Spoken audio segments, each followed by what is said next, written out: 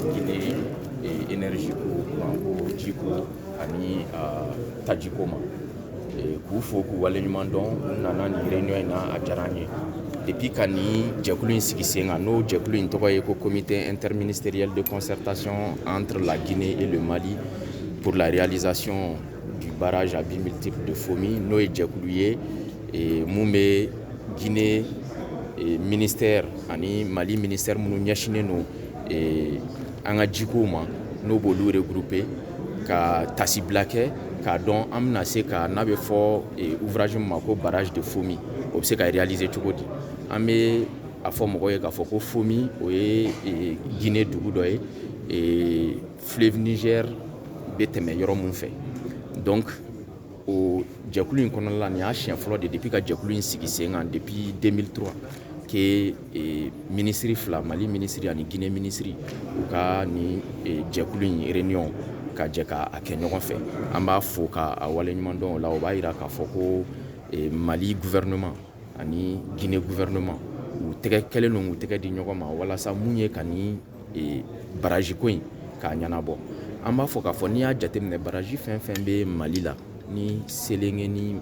Manantali bɔra la olu dun ye baraji fitininw de baraji foyi tɛ fleuve Niger kan alors que n'i y'a jateminɛ an ka Afrique de l'Ouest fleuve bɛɛ la belebele de don o ye fɛn ye mun tɛ bɛn an b'a fɔ ka mɔgɔw hakili lajigin k'a fɔ ni baraji kɛra fleuve sanfɛ a bɛ ko caman nɔgɔya fɔlɔfɔlɔ ye jumɛn ye a bɛ kuranko a b'o nɔgɔya Mali ni Guinée mais a bɛ mun fɛnɛ nɔgɔya a bɛ sɛnɛ sabatili a b'o fɛnɛ kɛ parce que baraji bɛ ji minɛ ni gɛlɛya sera wagati min na ji bɛ bila donc o kɔnɔna la bi kɔni an nana n'i y'a jateminɛ ministre guinéen y'a fɔ cogoya min na depuis 1922 a fɔra ko nin yɔrɔ in ko n'a dilanna k'a bɛ maka caman ɲa Mali ni Guinée ma mais a bɛ mago ɲa jamana fɛn fɛn ni fleuve Niger b'a traverser n'o ye Niger ye Nigeria Burkina ninnu bɛɛ bɛ o kɔnɔna la a bɛ nafa ɲa nin bɛɛ lajɛlen ma mais ka bɔ 1922 la fɔ bi an y'a ye k'a fɔ ko ɲɛnama foyi ma se ka kɛ o de la bi an ye wele bila Guinée ministre ma ka na k'a fɔ ko bi ka an ka techniciens k'u ladon salle kɔnɔ k'a fɔ u kana bɔ cogo si la k'a sɔrɔ u ma bɔ ni fɛn ye mun b'a to sini ma sinikɛnɛ ma nin baraji ko in a ka se ka ɲɛ sɔrɔ walasa a ka ɲɛ sɔrɔ o fɔlɔfɔlɔ o ko fɔlɔfɔlɔ tun ye jumɛn ye o kun ko fɔlɔfɔlɔ ye k'a fɔ ko autorité du bassin du Niger n'o ye jɛkulu ye n'o bɛ jamana 9 regroupé olu ka secrétaire exécutif bɛ yan nɔ olu kun k'a fɔ k'a fɔ ko Niger kan ni baara kan ka k'a kan mun bɛ fleuve in concerné parce que fleuve ye bɛɛ de jɛ ye fɔ baara min kan ka k'a kan k'a fɔ k'a baara nafa bɛ bɛɛ kan bon bibi in na o baara sera ka kɛ autorité du bassin du Niger fɛ parce que an ka taama laban na Burkina an ye Fomi ta k'a fɔ ko a baara a bɛ Mali nafa a bɛ Guinée nafa a bɛ jamana ninnu bɛɛ nafa n'a bɛ f'o ma ko ouvrage d'intérêt commun bibi in na an ka laɲini ye Mali ni Guinée k'u tɛgɛ di ɲɔgɔn ma ka nin baraji in k'a fɔ ko ouvrage d'intérêt commun don n'o kɛra o b'a to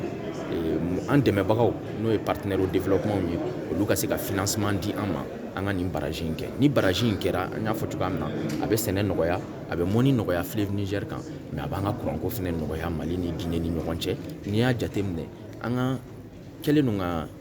baara caman boloda mun b'a to ni kuran nɔgɔyara Mali ni Guinée an ka se k'a di Afrique de l'Ouest tɔ bɛɛ ma donc bi vraiment an nisɔndiyalen don bi baara in na ka Guinée délégation fo halisa u ye baara mun kɛ tan ka na Mali kɔnɔ an ka se ka nin baara in daminɛ an b'u fo o la k'a fɔ ko nin ye ko daminɛ nin tɛ ko laban ye an kɔni ko vraiment an ka laɲini ye mun ye nin réunion in a bɛ kuncɛ sini mais a kuncɛyɔrɔ la o ka kɛ ka sɔrɔ an ye fɛɛrɛ sɔrɔ nin baraji in kɛli la parce que n'i y'a jateminɛ nin y'an san 100 de baraji in kuma bɛ sen na a ma se ka kɛ donc bibi in na gouvernement de transition bɛ Mali la gouvernement de transition bɛ Guinée nin gouvernement fila ninnu ko k'olu nakun ye jamanadenw ka hɛrɛ sɔrɔ walasa jamanadenw ka hɛrɛ sɔrɔ fɔ an ka baara de kɛ mun bɛ jamanadenw nafa nin baraji in b'o kɔnɔna la an b'an cɛsiri ni Ala sɔnna ka se k'a kɛ. Ne nanɛ la Guinée la compte là a quand même un groupe de concertation des experts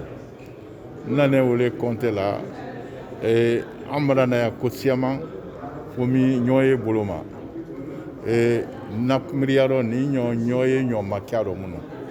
donc j'espère que an bɔtɔ résultat min sɔrɔna ni se a kan k'an munafan pour que barrage nin kɛ an bɛɛ hɛrɛ sɔrɔ a rɔ laginɛ ye hɛrɛ sɔrɔ mali ye hɛrɛ sɔrɔ a kɛ an bɛɛ munafanko di ne y'an wele kosɔn tile fila nin kɔrɔ ka hankili da ɲɔgɔn ma ka a ɲɛfɔ a ɲɔgɔn ye baara kan ka jate si ɲa ma moyen kan ka ɲini ɲa ma ka baara kɛ kaliyarɔ parce que a bara mɛn ka bara san